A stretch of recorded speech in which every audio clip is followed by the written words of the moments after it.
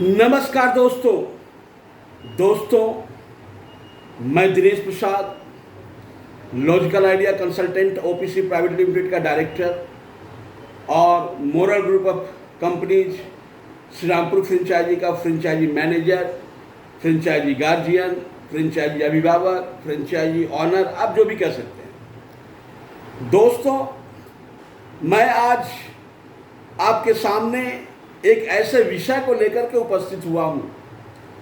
एक विषय आपको समझाने का प्रयास कर रहा हूँ। अगर आप इसको समझते हैं तो शायद आपकी बहुत सारी समस्याएं जो जिंदगी में आप फेस कर पा रहे हैं उसका निदान कर सकते हैं, उसका समाधान कर सकते हैं। दोस्तों, चलिए अब हम उस विषय की ओर बढ़ते हैं। दोस्तों, हम सभी मंदिर जाते हैं, सभी लोग मंदिर जाते हैं। लोग मंदिर जा कर के भगवान से प्रार्थना करते हैं और प्रार्थना जो करते हैं उसमें मूलतः भगवान से मांगते हैं, भगवान मेरी इच्छाएं पूरा कीजिए, मेरी मनोकामनाएं पूर्ण कीजिए। तो दोस्तों, इस विषय को लेकर के मैं आपको यही कहना चाहूँगा कि भगवान से आप जो भी मांगेंगे वो हमेशा हाँ कहते हैं, वो कभी भी ना नहीं कहते हैं। आप कुछ भी भगवान से मांगेंगे, कुछ भी, भगवान कभी भी ना नहीं कहेंगे। लेकिन भगवान का देने का अपना एक मापदंड होता है। भगवान जो देते हैं वो हर व्यक्ति के, हर पात्र के योग्यता और कर्म के आधार पर देते हैं। दोस्तों, अगर आप भगवान से जो चीज मांग रहे हैं, अगर उस लायक आप नहीं हैं तो भगवान आपको मौका देते हैं कि आप उस लायक बनिए, अपने आप को बेहतर कीजिए। लेकिन कभी भी भगवान इनकार नहीं करते हैं कि हम आपको ये चीज़, आपकी मांगी हुई चीज़ नहीं देंगे, या आपकी मांगी हुई वस्तु नहीं देंगे, या आपके द्वारा मांगी हुई आशीर्वाद हम आपको नहीं देंगे। भगवान कभी ये नहीं कहते हैं। भगवान हमेशा ये कहते हैं कि पहले अपनी योग्यता को साबित करो, पहले अपने कर्म को सही करो, उसके बाद आप उस चीज को पालोगे। दोस्तों, जनरली हम इसी चीज को देखते हैं कि लोग पूजा पाठ करते हैं और भगवान से अपनी समस्याओं का निराकरण करने के लिए प्रार्थना करते हैं, किंतु कभी भी अपनी योग्यता का मूल्यांकन नहीं करते हैं कि क्या हम भगवान से ये चीज मांग रहे हैं तो उस लायक हैं। मेरा कर्म ऐसा है कि भगवान हमको वो चीज दे दें। भगवान संपूर्ण ब्रह्मांड के, संपूर्ण सृष्टि के सृजनकर्ता हैं, पालनहार हैं और संचालक हैं। संपूर्ण सृष्टि का संचालन उनके हाथ में है। आपका जो भी कर्म होता है वह संसार के हर व्यक्ति से, हर वस्तु से किसी न किसी रूप से जुड़ा हुआ है, क्योंकि आप भी संसार का एक अंश है, एक हिस्सा है। इसीलिए हमेशा अपने कर्म को सही रखिए। हमेशा ऐसे कर्म कीजिए, ऐसे सोच समझ कर ऐसे कर्म कीजिए जो दूसरों को कष्ट न दे, दूसरों की भावनाओं को ठेस न पहुंचाए, जो भगवान के नियम के विरुद्ध हो। दोस्तों, हर व्यक्ति अपने भावनात्मक दायरे के अनुरूप ही अचीवमेंट्स प्राप्त करता है। जिंदगी में जितना भी वो पाता है वो अपना भावनात्मक दायरे के आधार पर ही पाता है और अपने कर्मों के आधार पर ही पाता है।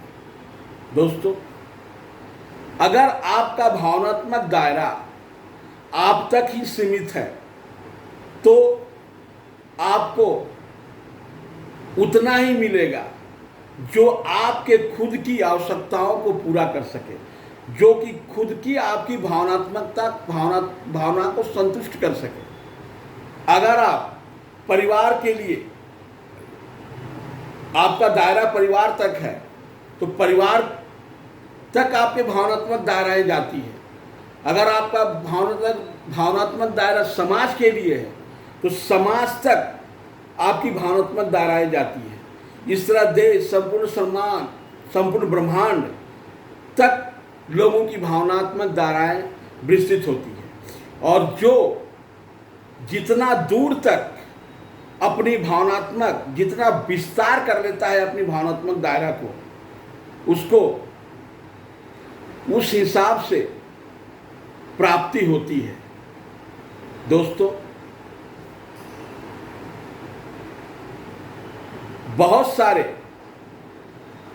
हम ऐसे उदाहरण देखे हैं कि बहुत गरीब से गरीब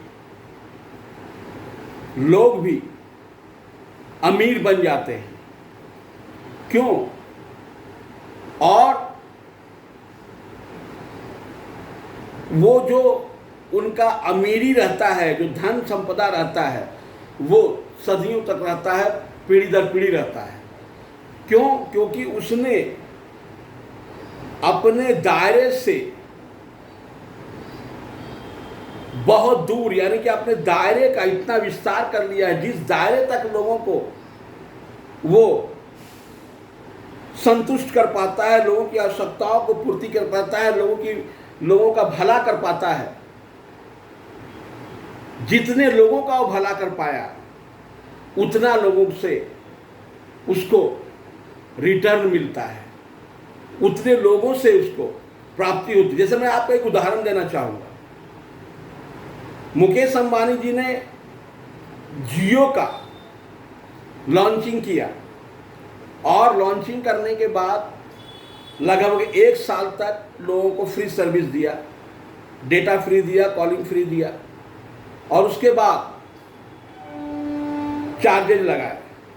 और आज ये जियो कंपनी लगभग 2.5 लाख करोड़ की कंपनी है और मुकेश अंबानी जी को पर मंथ लगभग केवल जियो से 10,000 करोड़ से भी ज़्यादा की आमदनी होती है। जितने लोग जियो के यूजर हैं, जो इसका लाभ ले रहे हैं, उसका रिटर्न के रूप में मुकेश जी को, अंबानी जी को फायदा मिलता है। आज एलन मस्क की बात करें, वो ऐसे ऐसे प्रोजेक्ट लगाए हैं जो संपूर्ण विश्व को फायदा दे रहा है। ऐसे ऐसे बहुत सारे वैज्ञानिक, ऐसे ऐसे बहुत सारे लोग आपको मिलेंगे जिसका कार्यक्षेत्र संपूर्ण विश्व तक है। तो विश्व के लोगों से उसको रिटर्न मिल रहा है, वो उतना अमीर हो रहा है, उनको भावनात्मक संतुष्टि उतना मिल रहा है, उतना ज़्यादा प्राप्त कर पा रहा है। अब एक मैं दुकानदार की बात करता हूँ, छोटा दुकानदार की, मोदीखाना दुकानदार, किराना दुकानदार, स्टेशनरी दुकानदार। वो कुछ लोगों की आवश्यकताओं को पूर्ति कर पा रहा है तो कुछ लोगों से उसको लाभ मिल रहा है। तो इस तरह से अगर कोई व्यक्ति अपने फैक्ट्री का उत्पाद जितने लोगों तक पहुंचा पा रहा है, वहाँ से लाभ मिल रहा है। कहने का मेरा सीधा, मैं यही मॉनेटरी लेवल पर ही आपको बात बता रहा हूँ। क्योंकि यहाँ पर समाज में धन की बहुत ज़्यादा प्राथमिकता है। हम इसको इसी हिसाब से ले सकते हैं कि हमें अपने भावनात्मक दायरे का विस्तार जिस लेवल तक कर पाएंगे उस लेवल तक हमें लाभ मिलेगा। दोस्तों, कभी भी हमें निराश होने की जरूरत नहीं है। कभी भी हमें अपने आप को ये कहने की जरूरत नहीं कि भगवान हमारी मांगों को पूरा नहीं करते हैं, भगवान हमारी इच्छाओं को, आवश्यकताओं को पूरा नहीं करते हैं। कभी भी इसके कहने की जरूरत नहीं है। हमेशा आपको ये कहना चाहिए कि भगवान हमको देंगे, पहले हम अपने आप को इम्प्रूवमेंट कर लें, पहले उस लायक बन जाएं कि भगवान हमको दे। जैसे मान लीजिए कि अगर कोई बंदा कोई कोर्स की पढ़ाई कर रहा है और जब वो कोर्स कंप्लीट कर लेता है तभी उसको नौकरी मिलता है। उसका इंटरव्यू वगैरह होने के बाद उसका नौकरी में रखा जाता है। क्यों रखा जाता है? क्योंकि उसने उस कोर्स को कंप्लीट किया है, उसने योग्यता साबित की है। इसी तरह भगवान के दरबार में भी यही चीज़ है। हम केवल पूजा की थाली सजा लें, धूप बत्ती रख ले और रख करके भगवान के सामने चले जाए कि भगवान मेरा ये कष्ट है, मेरा ये दुख दूर कीजिए, तो भगवान केवल आपके लिए अकेले के लिए नहीं है। भगवान संपूर्ण ब्रह्मांड के लिए, सबके लिए है। वो सबका भला सोचते हैं। आप अगर सबका भला सोचेंगे आपका भी भला होगा, आप सबका बुरा सोचेंगे आपका भी बुरा होगा। सिंपल बात है, इसमें कोई दौर नहीं। क्योंकि भगवान सबके, भगवान केवल आपके नहीं है। आप समझते हैं कि घर में हम यज्ञ कर ले, पूजा कर ले तो मेरा कल्याण कर दे भगवान और किसी का कल्याण नहीं करेंगे, तो ये बिल्कुल गलत बात है। भगवान संपूर्ण जगत के हैं, संपूर्ण जगत के पालनहार हैं। आप अगर लोगों का अच्छाई के बारे में सोचेंगे, लोगों का भलाई के बारे में सोचेंगे, तो भगवान आपको बिना पूजा किए, बिना मंदिर जाए भी आपकी आवश्यकताओं को पूरा करेगा। लेकिन हाँ, मंदिर एक आस्था का गृह है, मंदिर एक पवित्र स्थान है जहाँ पर हम सभी मानते हैं कि यहाँ भगवान का वास होता है, यहाँ भगवान रहते हैं। लेकिन अगर भगवान के प्रति जो आपकी आस्था है, वो आस्था संपूर्ण रूप से आपके कर्मों पर निर्भर करती है। आपको अपने कर्म सही करने होंगे, आपको अपने कर्म बहुत अच्छे करने होंगे। आप ज़्यादा से ज़्यादा चीज़ों के बारे में समझिए, जानिए और हमेशा ये सोच में अपने आप को संलिप्त कीजिए कि ऐसा कौन सा काम करें हम, ऐसा कौन सा स्टार्टअप करें हम, ऐसा कौन सी चीज़ें करें हम जिससे हम लोगों का लाभ दे पाएँ, लोगों को फ़ायदा करवा पाएँ। अगर ये आप नहीं कर पाते हैं तो कभी भी आपका फ़ायदा नहीं हो सकता है, आपका लाभ नहीं हो सकता है। और हमेशा जिंदगी भर आप भगवान से मांगते रहेंगे और भगवान को ये कहेंगे कि भगवान से तो हम इतनी देर से प्रार्थना कर रहे हैं, इतने समय से प्रार्थना कर रहा है, भगवान हमको देते नहीं। भगवान हमेशा भाव के भूखे होते हैं। अमीर हो, गरीब हो, कम पैसे वाला हो, कोई भी कार्य कर रहा हो, आप जिस भाव से भगवान के पास जाएंगे उसी भाव से भगवान आपको स्वीकार करेंगे। लेकिन आपके कर्म जैसे होंगे आपकी उपलब्धियां भी वैसे होंगी। आपका विजन जैसा होगा आपकी उपलब्धियां की भी वैसी होंगी। आपके ज्ञान का स्तर जैसा होगा आपकी उपलब्धियां भी वैसी होंगी। आप अगर ज़्यादा से ज़्यादा अपनी उपलब्धियों को पाना चाहते हैं, बहुत ज़्यादा धन, सम्मान, प्यार पाना चाहते हैं, तो सबसे पहले आपको उस लायक अपने आप को तैयार करना होगा, ज्ञान के उस स्तर को पाना होगा, मेहनत की, परिश्रम की उस पराकाष्ठा को करना होगा कि आप उनको पा सके। दोस्तों, ये जो चीजें हैं, अगर आप कर पाते हैं तो भगवान आपकी हर मनोकामना को पूर्ण करने के लिए तैयार है। सबसे पहले ये समझना हमको जरूरी है कि भगवान किसी एक का नहीं होता है, हम जाकर के उनसे मांगे और हमको मिल जाए। भगवान सबके हों, सबके भले के लिए सोचते हैं। दोस्तों, मैं आपसे यही निवेदन करता हूं कि हमेशा अच्छे कर्म कीजिए, अच्छे लोगों के संपर्क में रहिए, ज्ञान की बातें को सुनिए, समझिए, पढ़िए और अपने आप को बेहतर कीजिए। दोस्तों, अगर आप जिंदगी में सफल होना चाहते हैं और बहुत ज़्यादा तरक्की करना चाहते हैं तो एक प्लेटफॉर्म की बहुत ज़रूरत होती है।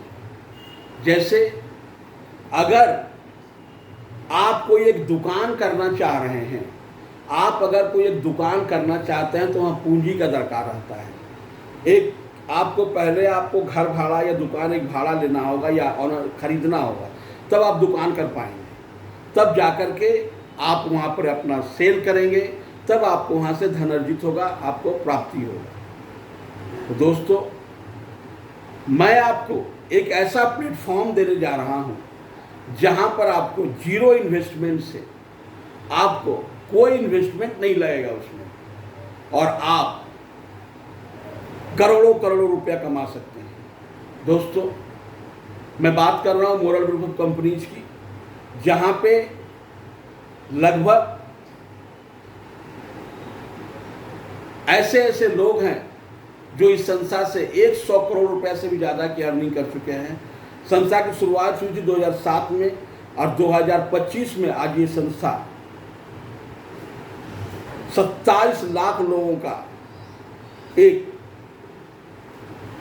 27 लाख सदस्यों का एक संस्था बन चुका है, और उसमें बहुत सारे सदस्य ऐसे हैं जो बहुत अच्छी तरीका से, बहुत बेहतर इनकम कर रहे हैं। लेकिन सबसे पहले कोई भी बिजनेस में आपको सफलता प्राप्त करने के लिए आपको पहले अपना नैतिकता को जागृत करना होगा, अपने मानवीय मूल्यों को परखना होगा कि क्या हमारे एक मानवीयता, मानव में जो क्वालिटी होना चाहिए, जो मानव का जो मूल्य हो सकता है, यानी कि मानव का जो योगदान समाज के प्रति हो सकता है, मानव जो कर सकता है, वो मानवीय मूल्य हमारे अंदर है कि नहीं है। यानी कि मैं बात कर रहा हूँ नैतिकता की। हमें हमेशा नैतिक जीवन जीने का प्रयास करना चाहिए, कोई भी अनैतिक कार्य करना नहीं चाहिए। यहाँ नैतिक कार्य करने में, नैतिक कार्य करके सफलता पाने में थोड़ा समय लगता है, लेकिन वो नैतिक कार्य करने के बाद, वो मॉरलिटी अपने अंदर जगाने के बाद, अगर आप अपने कर्म में संलिग्ध होंगे, भले ही आपको समय लगेगा सफलता प्राप्त करने में, लेकिन वो सफलता परमानेंट होगा और उस सफलता में आपको खुशी मिलेगी, सम्मान का फील होगा। अपने आप से आप महसूस कीजिएगा कि मैं लोगों के लिए अच्छा कर पाया हूँ और लोगों के दिल में अपने लिए एक सम्मान पैदा कर पाया।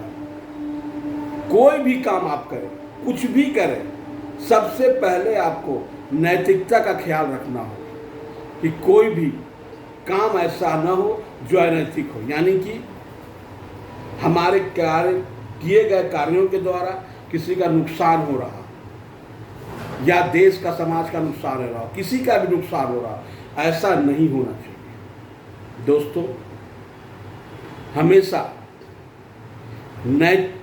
नैतिक जीवन जीने का प्रयास कीजिए। मोरल ग्रुप ऑफ कंपनीज जो है का यही नारा है,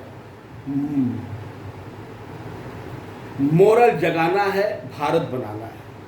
ये मोरल ग्रुप ऑफ कंपनीज का ये स्लोगन है, क्योंकि हमारे सीएमडी सर, हमारे जो चेयरमैन एंड मैनेजिंग डायरेक्टर हैं, उन्होंने इसी की पॉइंट्स को पकड़ा कि अगर हमें संस्था को दीर्घायु करना है, यानी कि हमेशा के लिए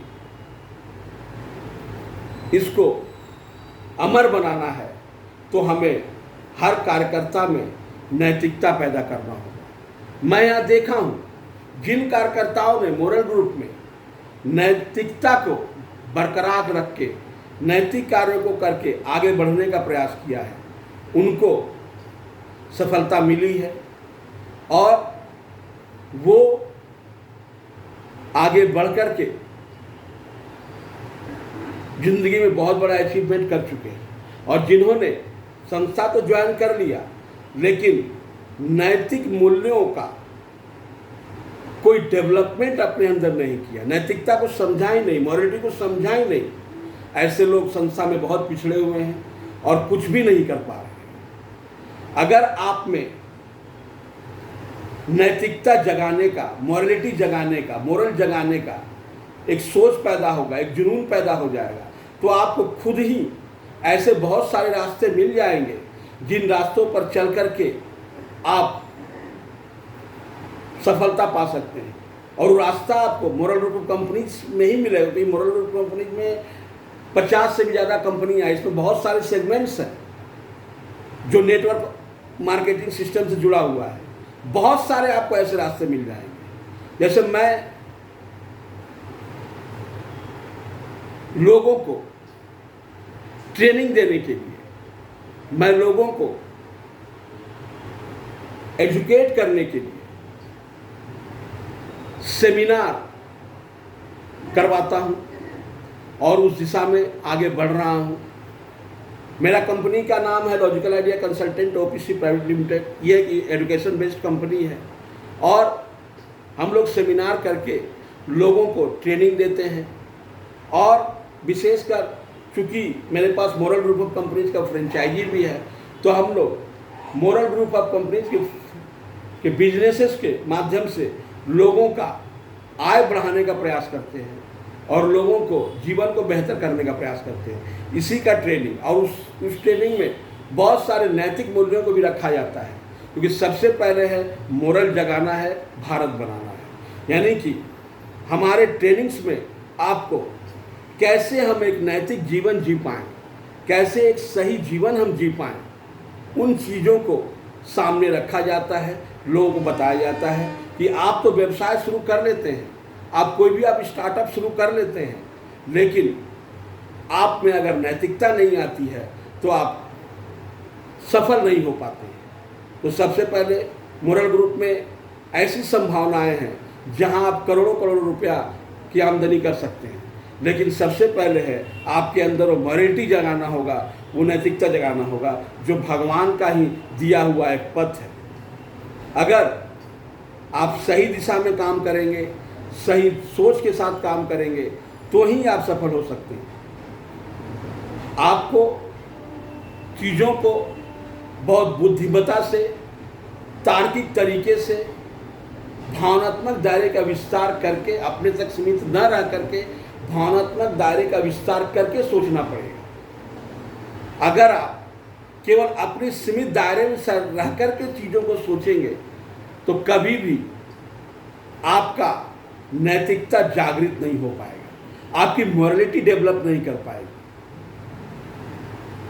एक मोरल जीवन जीने के लिए कष्ट होता है, बहुत परिश्रम करना पड़ता है, बहुत ज्ञान लेना पड़ता है, बहुत चीज़ों को जानना और समझना पड़ता है, तभी वो सफल हो पाता है।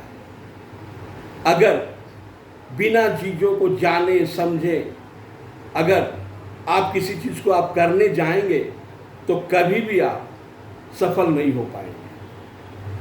दोस्तों, मैं आपको हमारे सेमिनार जो अगस्त महीना में मिश्रा रंग भवन में करवाने जा रहा हूँ, उसमें आने के लिए आपको आमंत्रित करता हूँ।